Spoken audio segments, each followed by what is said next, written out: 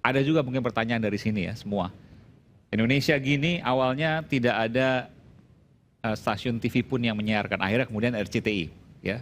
Hari Kamis nanti mulai pukul 6 sore 18.00. Kick off nanti beberapa saat setelahnya. Lalu kemudian yang masih juga berlaku sampai sekarang nanti pada saat pertandingan Indonesia dengan Gini tanpa penonton. Saya ingin coba tanya ke Bung Sabto dulu. Anda punya informasi nggak soal itu? Tanpa penonton Indonesia Gini di sana, betul ya? Iya, awalnya memang closed doors ya. Kalau closed doors itu kan memang tidak boleh ada penonton gitu. Cuman apakah close for media juga, itu kan juga suatu pertanyaan berbeda. Kalau kita nonton atau meliput Piala Dunia, Piala Eropa, itu kan biasanya closed doors, ada buat media juga. Jadi media cuma boleh nonton 15 menit kalau latihan gitu ya. Setelah itu tertutup gitu. Ini seperti apa closed doorsnya? Tapi ketika saya baca memang pemerintah dari Prancis sendiri mengkhawatirkan kumpulan massa sebelum Olimpiade. Jadi memang tidak diperbolehkan adanya penonton yang menonton pertandingan sebelum nanti mereka menggelar Olimpiade itu sendiri. Jadi memang di situ yang kekhawatiran itu muncul dari pemerintah Prancis sehingga tidak diperbolehkan ada penonton. Mungkin Karena itu yang saya baca ya. ini terkait dengan keamanan maksudnya ya? Ya, soal keamanan. Oke, jadi dekat dengan pelaksanaan Olimpiade, tempat pelatihan timnas Prancis dan lain sebagainya. Ya, itu yang saya baca memang tidak bolehnya karena faktor keamanan terkait dengan penonton ya. Dan itu mafhum boleh seperti itu, umum? Boleh saja. Oke, dan tidak ada permasalahan di situ. PSSI mungkin sempat menyampaikan keberatan misalnya dan lain sebagainya, timnas Indonesia? Pertama kita kemarin setelah Irak kita kalah, kita langsung cari cek, ini pertanyaannya bagaimana, ternyata close match, tutup ya. Kita cek, argumentasinya adalah karena pemerintah itu, Prancis itu nggak mau gitu. Media, nah kemarin kita bingung nih, siapa pemiliknya? Karena apa? Ini antara dua federasi. Ya. Satu kan kita Indonesia, Asia, satu lagi kan Afrika. Nah kemudian ini adalah playoff Olimpiade. Apakah ini miliknya IOC atau miliknya FIFA? Kita kejar terus nih. Kami kejar terus malam itu juga, dapat FIFA nih. Nah kami sampai berpikir, udahlah kita aja yang produksi ke sana gitu. Tayanginya kita gitu, biar supaya hak siar di kita gitu. Ternyata FIFA bilang kami bisa lakukan. Setelah itu kita diskusi lagi, mereka bilang, oke, kami bilang tolong dong dibikin gitu, dibuatkan aja. Dia bilang oke, akhirnya pertama dia informasikan FIFA Plus, tapi kita bilang ke free to air dong, kan gitu. Akhirnya ditawarkan ke Indonesia, di tender. Jadi malam itu sempat tender, di 2 hari atau berapa tuh tender tuh. Beberapa TV Indonesia waktu TV Indonesia, saya tahu lah siapa yang tender, siapa tahu. Yang menang MNC. RCTI, MNC. Gitu, jadi gini proses. Jadi kita 1 jam setelah Irak itu kita langsung kerja ya, namanya tim kan nggak berpikir tentang kalah menangnya, berpikir adalah bagaimana seterusnya bagaimana gitu. Jadi kita kejar langsung. Makanya kita langsung bisa dapat informasi dan sangat cepat langsung dapat, bang ini oke, ini akan dari tender kan, oke. Kalau gitu oke, yang penting tender. Makanya dapat RCTI. Oke. Gitu, prosesnya gitu. Ya, saya ke Bung Effendi Saputra. Anda kan memiliki klub bola. Kalau kondisinya tertutup seperti itu, tanpa penonton itu menguntungkan kita nggak sih? Secara psikologis dan lain sebagainya. Anda punya pertimbangan soal itu? Kalau dalam pandangan saya untuk timnas Indonesia, sebenarnya dalam kondisi seperti ini agak diuntungkan juga. Karena saya melihat tekanan mental timnas Indonesia, mungkin mereka akan lepas kalau pertandingannya tertutup seperti ini. Dan harus diingat juga di Clairefontaine itu rumah kedua buat para pemain Guinea itu. Komunitas masyarakat Afrika Gini di Paris itu luar biasa juga banyaknya. Dan mereka sangat terbiasa bermain di lapangan tertutup. Tapi ya itu plus minus lah kalau saya lihat soal tertutup. Mungkin bisa saja kondisi yang berbeda bisa terjadi bahwa dengan dukungan masyarakat Indonesia di Paris justru mereka juga akan lebih termotivasi. Tapi kita lihat 2 pertandingan terakhir dengan dukungan supporter yang luar biasa, yang sampai Pak Ketua Umum masuk ke dalam ruang ganti pun justru saya pikir ini jadi tekanan buat anak-anak. Jadi sebaiknya di pertandingan ini dibiarkan bebas saja. Dibiarkan bebas, biarkanlah. Kenapa jadi tekanan? Kan itu semangat, membakar dan lain sebagainya. Untuk supaya lebih semangat lagi. Publik melihat demikian, tapi tekanan sebagai seorang pemain, pelatih, saya sering juga berada di locker room tim kalau lagi bertanding. Kadang-kadang saya tidak mau ngomong, jadi kita lepaskan aja biar pelatih yang ngomong. Kadang-kadang terlalu banyak yang ngomong ke pemain, dia juga jadi pecah konsentrasinya. Jadi saya pikir kita sudah melewati target, artinya target yang dibebankan kepada ST sampai semifinal sudah dilakukan. Nah, marilah kita berdoa nih seluruh Indonesia agar kita lolos. Peluang ada, walaupun tipis. Kita tahu Peluang ada walaupun tipis. Kenapa Anda mengatakan itu? Kok agak pesimis nih? kita harus realistis. Pemain-pemain yang ada di Guinea sekarang luar biasa. Mereka bermain di tanah Eropa. Salah satunya wonderkid Barcelona yang latihannya pun bareng Lionel Messi dulu di Barcelona. Kemudian Prancis itu rumah kedua buat pemain-pemain Guinea sebenarnya. Jadi memang realistis. Kita harus realistis bahwa ini lawan terberat kita. Kalau ada kesempatan untuk lolos Olimpiade, itu lawan Irak kemarin. Nah, kalau itu kemudian terlepas, maka melawan Guinea ini kita harus tetap optimis. Mudah-mudahan keajaiban seperti kemenangan kita melawan Korea bisa terulang. Nggak ada yang nggak mungkin. Korea dan Guinea itu peringkatnya lebih gede Korea. Lebih tinggi Korea? Korea. Kita bisa mengalahkan Korea? Korea itu 10 Olimpiade baru kali ini dia gagal. Oleh Indonesia? Oleh Indonesia. Luar biasa. Jadi kalau kita berkeyakinan kalau Indonesia bisa mengalah Korea, kita bisa mengalahkan semua tim yang ada di dunia ini gitu loh. Jadi itu Korea gagal karena Indonesia tahun ini untuk pertama kali setelah 9 Olimpiade berturut-turut Korea lolos. Itu hampir 20 tahun tuh 9 Olimpiade. 40 tahun. 40 tahun. 40 tahun Korea itu selalu langganan Olimpiade, kandas sama Indonesia. Biasa. Keyakinan yang sama harus kita tabalkan juga kepada Indonesia ketika melawan Guinea. Sehingga kita meyakinkan inilah kesempatan kita untuk lolos Olimpiade. Saya cuman mendengar dongeng-dongeng aja nih kita lolos di Melbourne 56.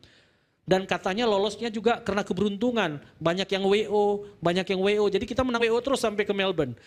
Hari ini Indonesia lolos dengan perjuangan. Hari ini lolos dengan mengalahkan tim-tim yang kita bermimpi mungkin bisa mengalahkan Korea, bisa mengalahkan Australia. Nah, kalau kita bisa mengalahkan Guinea satu langkah ke depan, kita akan ada di Olimpiade yang sebenar-benarnya Olimpiade dan bukan lagi mendengar mitos cerita tahun 56 dulu.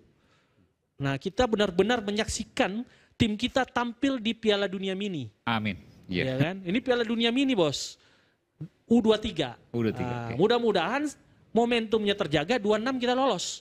Karena bulan Juni nanti ada 2 pertandingan. 1 game aja kita menang, kita masuk ke babak ketiga yang merupakan sejarah lagi buat Indonesia lolos di babak kualifikasi babak ketiga Piala Dunia. Nah, itu Bung. Jadi kalau ditanya pertanyaannya tadi menguntungkan atau tidak, plus minus saja. Tapi menurut saya alangkah baiknya juga kali ini kita lepas.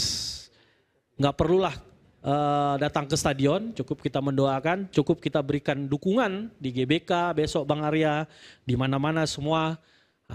Dan mungkin dikurang-kurangi.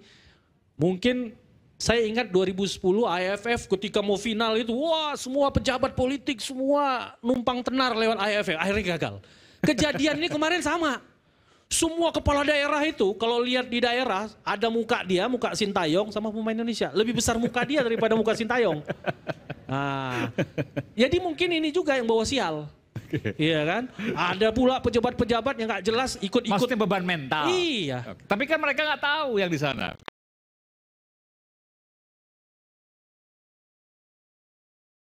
Tentu juga. Artinya bisa aja ini membawa aura negatif buat kita. Ya kan? Bisa aja. Segala kemungkinan bisa terjadi. Makanya 2 pertandingan heboh kita. Semua kepala daerah wajib nobar. Kesempatan mau pada pilkada pampang poster besar-besar dengan Sintayong dengan timnas. Akhirnya apa bos? Sial. Ya kan? Nah mudah-mudahan ini tertutup. Dan gegap gempitanya nggak seperti ketika kita melawan Uzbek dan Irak. Dan kita berharap doa tulus dari semua supporter, doa tulus dari para bupati yang mungkin sekarang udah nggak yakin lagi dia lolos Olimpiade kan. Dia bilang aduh 2 kali gue buat nobar. Sekarang sepi nih. Nah, sekarang nonton bareng belum terdengar setidaknya 2 hari sampai 2 hari ini. Iya. Kalau kemarin-kemarin kan bannernya di mana-mana tuh, flyernya di mana-mana. Ya mudah-mudahan ada 3 kesempatan kita lolos Olimpiade, lawan Uzbek kalah. Ada kesempatan kedua lawan Irak kalah. Ini kesempatan ketiga, ya kan? Jangan sampai jatuh ke lubang yang ketiga kan gitu. Mudah-mudahan kita lolos. Mimpi besar kita lolos. Terima kasih Bung. Bung Aris, sebentar sebelum saya ke Om Anjas, ada mau sampaikan tadi soal ketum yang masuk ke dalam ruang ganti, loker, kemudian jadi beban dan sebagainya. Saya berikan kesempatan dulu. Itu kan menurut Effendi yang bukan di loker. Ya kita biasa aja, pemain-pemain juga udah biasa dengan ketum masuk dan rutin. Dari biasalah beliau akan begitu. Anda bisa menceritakan mungkin pada waktu itu justru malah lebih lepas dan lain sebagainya misalnya? Enggak, itu hubungan kan cukup baik dengan pemain. Beliau kan selalu setiap mau selesai pertandingan loh. Selesai pertandingan, bukan sebelum.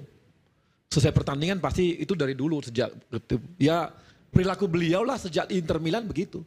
Jadi dia kan sejak Inter Milan dari presidennya Inter Milan terbiasa masuk klub ya begitu dia selalu kalau setiap selesai pertandingan baru masuk, bukan sebelum pertandingan. Jadi dia nggak pernah masuk sebelum pertandingan. Kita kemarin aja di sana Ini setelah pertandingan selesai? Selesai pertandingan. Oh, artinya nggak ada masalah. Okay. Nggak pernah ada sebelum pertandingan. Dan bahkan di hotel pun anak-anak mau main kita nggak pernah temuin pemain, nggak ada. Kita satu hotel tuh, sarapan bareng, tapi mereka beda ruangan dan kita nggak masuk ke ruangan mereka. Jadi kita berusaha nggak sentuh pemain sebelum pertandingan itu terjadi. Jadi setelah pertandingan memang kan itu kalau menang diselamati, kalau kalah disemangati.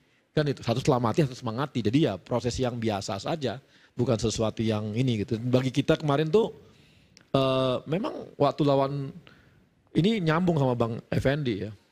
Nanti bisa nyambung banyak sih. Tadi kan belum ngomongin naturalisasi nggak apa-apa. Uzbek itu Bang, itu semua 3 tahun mereka bangun pemainnya. Disatukan dalam satu klub namanya Olimpik. Kemudian dimasukkan dalam Liga Primer mereka, Liga utama kita, Liga 1 kita. Jadi satu klub khusus para pemain Uzbek disatukan sejak 3 tahun lalu. Namanya kalau Anda lihat di Liga 1-nya Uzbek, Olimpik. Jadi mereka diikutkan dalam satu klub dan dipertandingkan dalam Liga 1-nya mereka selama 3 tahun. Jadi kekompakan timnya memang gila. Jadi sejak usia 20 itu mereka udah 19 mereka udah disatukan dan dijadikan satu klub di Liga 1-nya Uzbek selama 3 tahun. Makanya orang mengatakan semua bahwa programnya Uzbek 3 tahun lalu berhasil sekarang. Karena benar-benar nama klubnya pun namanya Olimpik. Tapi cepat juga cuma 3 tahun. Oh 3 tahun satu klub bos mah gila. Disatuin 3 tahun mah kita kan cuma 2 minggu itu. Oke. Ini 3 tahun bareng terus disatukan dan dijadikan di kompetisi. Uzbek itu kan kompetisinya sama pecahan Rusia ya. Iya. Jadi memang agak beda itu. Dia kan pressure apa semua kencang banget. Jadi mereka disatukan satu klub itu di sana. Jadi memang kebersamaannya dibangun. Makanya di berbagai pengamat di Eropa itu mengatakan bahwa Uzbek berhasil dengan program mereka dengan membuat program 3 tahun dan berhasil dengan nama-namanya Olimpik, nama klubnya. Jadi kalau dicek di klub itu Bang namanya Olimpik. Gitu. Dan itu jadi inspirasi juga buat kita. Itu inspirasi bagi kita. Saya ke Om Anjas. Sedikit yang main di luar Uzbek juga ada kan? Bukan cuma di Olimpik. Oh iya ada Bang. Tapi yang kalau di luar silakan. Tapi dia malah ketika 3 orang yang paling utama itu pulang karena targetnya memang cuma Olimpik, digasak juga sama Jepang kan akhirnya ya. Iya. Enggak maksudnya tadi kan bahwa pembinaannya ada 22. Tadi kan bilang bahwa 22 pemainnya keluar masuk nggak ada masalah. Kurang lebih ini kita membayangkan yang ikut lagi di tim kita yang bertambah dengan naturalisasi itu adalah Marcelino misalnya yang bermain hebat di CSKA Moskow, Rubin Kazan dan seperti itu kan maksudnya kan. Ya, itu yang belum kan kita ya. Enggak Bang, yang maksud saya adalah disatukan dalam satu klub Bang. Iya dia itu satu. Tambah pemain-pemain kita yang luar, seperti yang main luar. Iya yang main di Longs, Rubin Kazan, ini main jadi di CSKA Moskow. Mana tahu kita pemain kita yang kemarin nanti di U20 19 itu akan bermain di mana luar. Tahu kita bikin jadi satu klub, nggak tahu kan bisa saja. Tapi begini Bung Arya, program itu mungkin cocok sana di Indonesia tidak cocok. PSSI di zaman Pak Agung, di zaman Pak Asora, zaman saya juga kita perlakukan. Contohnya Primavera, itu kan di sana 2 tahun di Eropa ikut kompetisi, gagal juga. Pernah kita menggagas di PSSI untuk pemain-pemain nasional kita itu digabung ke satu klub ikut kompetisi di Indonesia. Klub semua keberatan. Kita juga waktu itu juga kita mengkaji bahwa kalau itu disatukan berhadapan dengan klub lain itu pasti dihajar. Bagaimana dia cedera apa dan sebagainya. Dan itu menjadi sasaran tembak daripada pemain-pemain lain. Sehingga klub kita rapat tidak setuju. Sebentar, Jadi mungkin di sana cocok. kenapa berbeda? Di Uzbekistan berhasil, di kita nggak cocok. Kenapa? Ya di sana kompetisinya berapa klub di sana? Oke, Kita banyak klub. banyak Sama, banget Pak. kita. Sama aja. Sama jumlahnya. Sama jumlahnya. Ya. Mungkin di sana karakternya cocok untuk. Kalau kita tidak cocok. Karena pernah PSSI zaman saya kita mencoba itu. Apa yang digabung waktu itu? Kita Masih ingat? gabungkan jadi satu pemain-pemain nasional Oke. dalam satu klub. Misalnya kita waktu itu rencana kita mau di Pelita, kali itu yang paling muda. Tapi kemudian di protes klub setelah kita mengkaji dengan pelatih memang tidak sesuai. Karena karakteristik pemain-pemain kita itu berbeda dengan karakteristik Oh, pemain nggak mereka. ngeblend gitu, Iya, nggak nyampur. tidak cocok itu. Mainnya solo misalnya gitu. Ya, ini bisa jadi perdebatan. Kan Oke. belum dicoba ya. Kalau saya sih lihatnya kan itu nantilah. Ini ada rencana jangan sampai PSI ke depan? Belum tahu kan kita lihat aja Oke. kondisi. Cuma saya lihat begini, kita lihat begini. Dengan kita satu klub 22 orang. Ini bukan jadi pemain bahwa ini jadi bahwa mereka bakal jadi nggak bisa diubah-ubah. Bisa juga 22 orang ditambah dengan klub-klub yang ada sekarang, ya. Misalnya kita berapa? 20 sekarang ya, 18, 20, Liga 1. 18. Masing-masing satu klub ini punya usia 20 aja, 21. Masing-masing nyumbang satu aja, kita udah punya.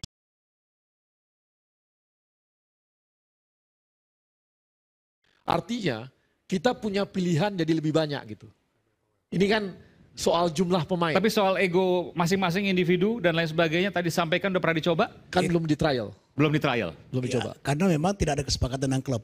Itu kan kesepakatan. Kenapa? Ah. Pertama kecemburuan. Ya. Yang kedua karakter tadi itu, wah dia digabungkan di sana gajinya lebih tinggi, dia lebih profesional, wah kita hajar aja mereka. Pas main, Dan itu pemain kita seperti itu. pas main dibuat cedera maksudnya. Dibuat Betul, cedera. Betul. Ini banyak orang siriknya kayaknya. Tambahan. Mudah-mudahan nggak pemain sirik lagi lah itu. Itu Tapi itu Pak terjadi, Banaria, Pak itu Nurdin. kita kaji. Kita Bung Nuri itu semua- terjadi ya? Itu Iya. terjadi? Iya, Belum betul. terjadi. Siapa yang waktu itu misalnya cedera karena seperti itu? Belum, Masih ingat? belum terjadi. Udah pernah waktu itu digabungkan? Nah, belum. Belum. Itu Belum, belum kita oke. lakukan karena kita rapat dengan klub. Kemudian membayangkan ini. Kita bukan membayangkan, kita programkan. Nah program itu kita akan tawarkan kepada klub. Tapi bagaimana mungkin bisa punya kesimpulan seperti itu sementara belum dicoba? Coba tanya Pak Anjas, bagaimana pemain-pemain kita zaman dulu? Waktu saya tangani PSM, ada namanya Alibaba. Ketika ketemu pemain asing yang mantan pelatihnya Persipura, Jack Santiago, itu keluar dapan dengan Alibaba. Dia lebih tidak bermain daripada bertemu Alibaba. Karena? Karena kaki lebih diambil daripada bola. Itu fakta. Itu karakter Kaki yang lebih sebab diambil karakter daripada kita. bola. Iya. Itu berbeda. Makanya supaya Jackson ini tidak kasus Alibaba, saya ambil itu Iya. Jackson dari Persebaya sehingga PSM juara. Dan efeknya bukan main-main. Sampai sekarang kaki dari Om Anjas ini ya alhamdulillah masih luar biasa ya. Tapi sudah Beliau ada merasakan itu kekurangan. sampai Iya. cedera tidak sampai bermola. Nah sekarang kalau kita lihat, ketika kapten kita Rifki Ridho itu dapat kartu merah, coba lihat. Padahal mungkin dia tidak sengaja itu, tapi karena waktu dia benturan, kakinya itu nggak ketarik. Itu sehingga kelihatan ada kesengajaan dapat kartu merah. Kalau dulu di Indonesia bermain seperti itu, tidak ada VAR, belum tentu dikasih kartu. Ya, makanya kita kan sekarang ini makin lama makin menuju sepak bola modern. Ya kan, sepak bola modern di mana VAR pun udah mulai akan diterapkan. Ya, jadi akan banyak sekali pengawalan-pengawalan. Terus terang, kemarin pemain kita jujur gitu ya, agak kagok gitu dengan VAR itu. Nggak terbiasa. Karena mereka kira bisa cheating-cheating kecil. Ternyata di VAR ini nggak bisa cheating kecil, ketahuan. Memang itulah sepak bola modern. Ya itulah salah satunya lah ya. Jadi saya lihat ini adalah bagian kita dan saya yakin dengan Indonesia makin lama. Tapi saya tanya, apakah di Liga 1 ini nggak ada VAR sengaja karena supaya bisa ada kong kali kong? Kita akan kembali saat lagi di Rakyat Bersuara. Nanti kita akan tanyakan soal itu. Jadi nggak biasa soalnya kan?